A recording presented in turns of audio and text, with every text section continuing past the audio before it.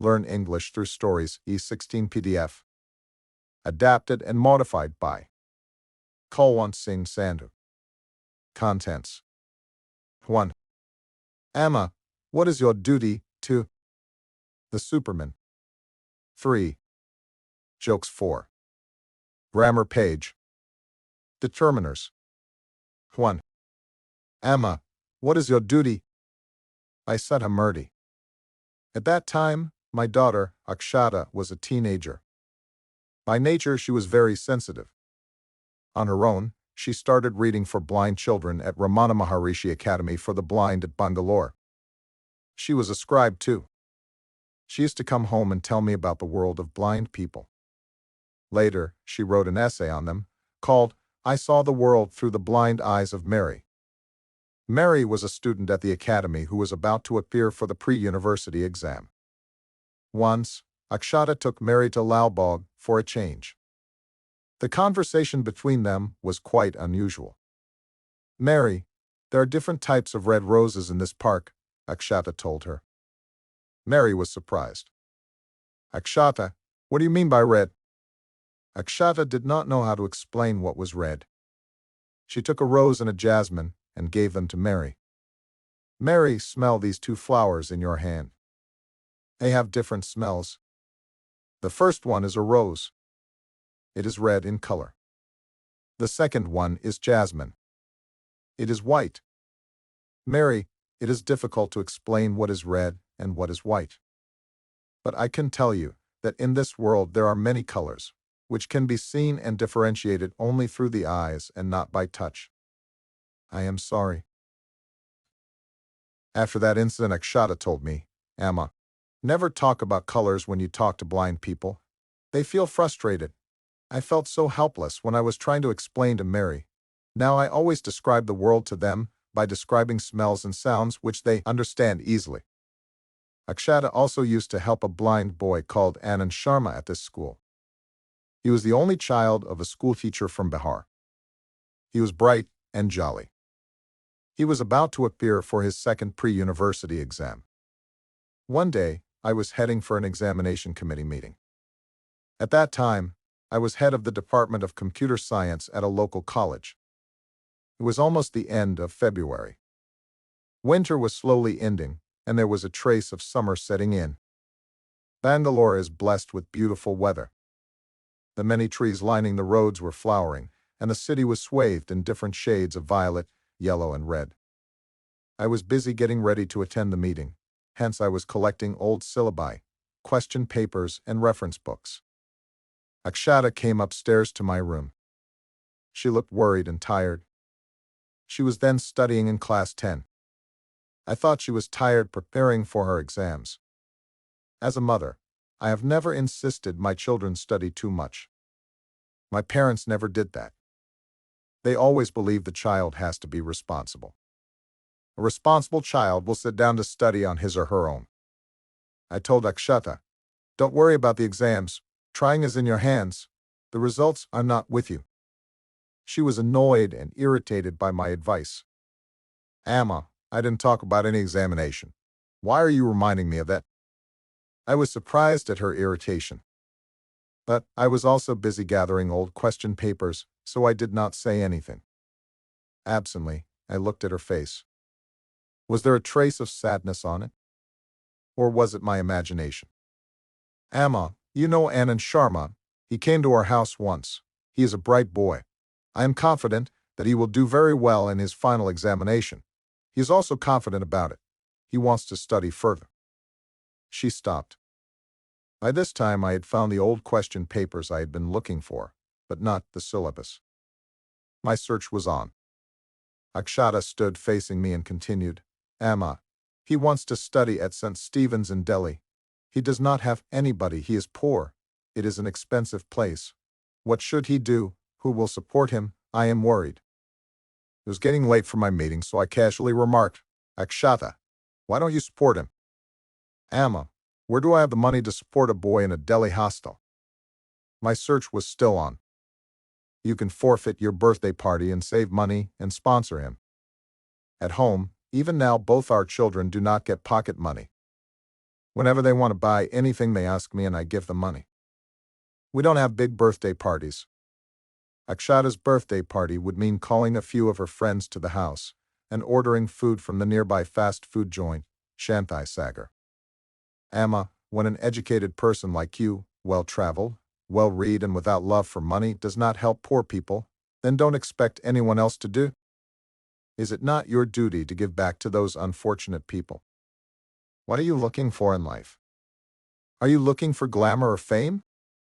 You are the daughter of a doctor, granddaughter of a school teacher, and come from a distinguished teaching family.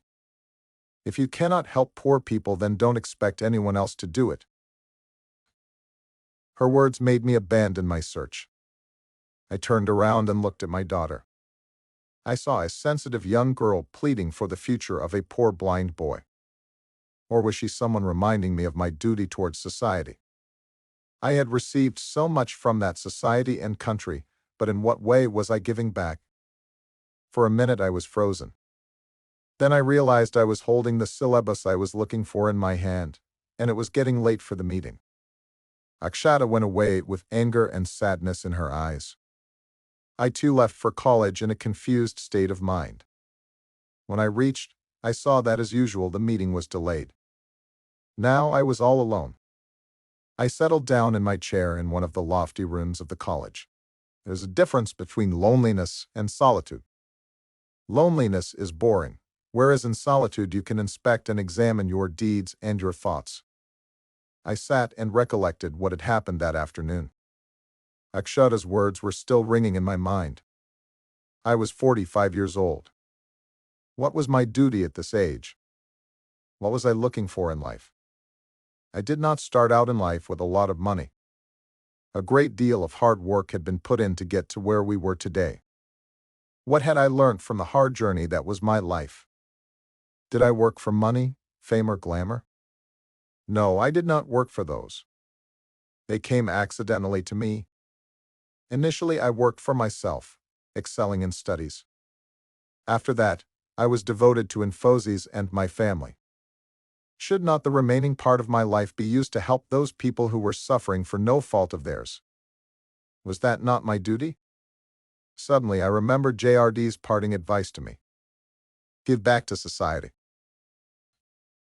I decided that was what I was going to do for the rest of my life. I felt relieved and years younger. I firmly believe no decision should be taken emotionally. It should be taken with a cool mind and when you are aware of the consequences. After a week, I wrote my resignation letter as head of the department and opted only for a teacher's post. I am ever grateful to Akshata for helping to bring this happiness and satisfaction to my work and life. It means more to me than the good ranks I got in school and my wealth. When I see hope in the eyes of a destitute person, see the warm smile on the faces of once helpless people, I feel so satisfied. They tell me that I am making a difference. I joined the E16 Foundation as a founder trustee. The foundation took up a number of philanthropic projects for the benefit of the poor in different states of India. I received many awards on various occasions. One of them was the Economic Times Award given to the E16 Foundation. As a trustee, I was invited to receive this award. At that time, I remembered my guru. Now she was a student in the U.S. I told her, at least for one day you must come for this award ceremony in Mumbai. If you had not woken me up at the right time, I would not have been receiving it today. I want you to be present.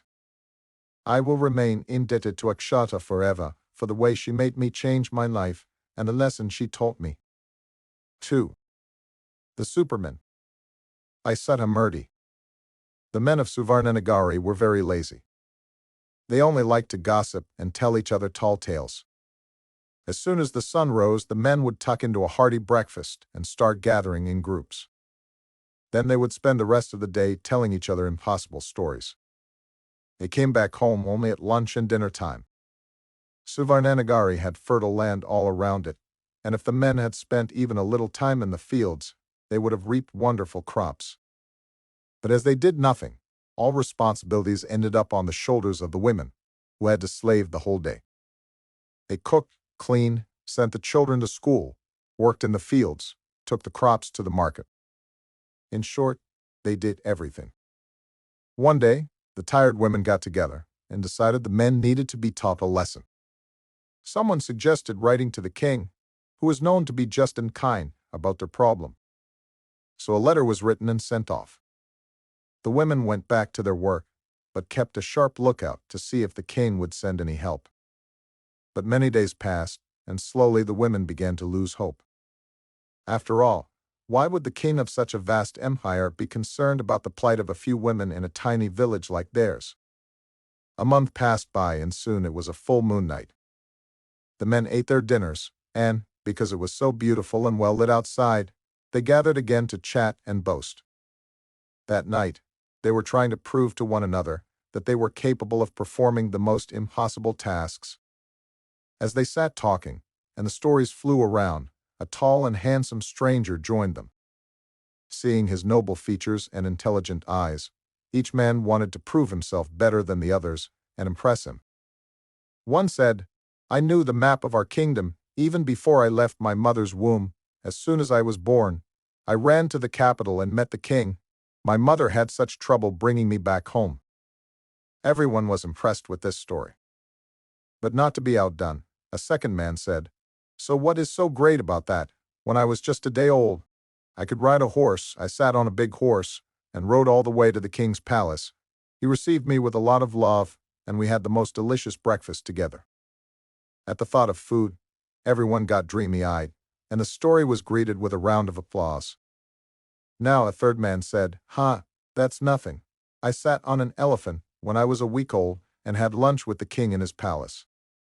Before the admiring murmurs could die down, a fourth one said, "I was a month old when I flew like a bird and landed in the king's garden. He picked me up lovingly and even let me sit with him on his throne."